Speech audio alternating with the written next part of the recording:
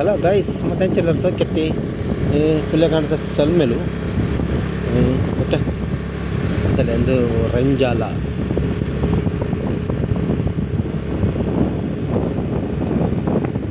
ದಟ್ಟದಾದ ಅರಣ್ಯದ ಮಧ್ಯದಲ್ಲಿ ನಾನು ಬರ್ತಾ ಇದ್ದೇನೆ ನನ್ನ ಇಂಡಿಗೋ ಹಿಡ್ಕೊಂಡು.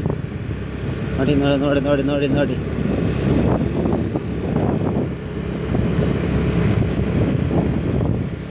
ದಟ್ಟದಾದ ಅರಣ್ಯ ಒಳ್ಳೆಗೆ మెల్ల పోందులే రోడ్డు సరిచి దూర లెవెల్ తోచుండు జంప్ ಜಾಸ್ತಿ ఉంది.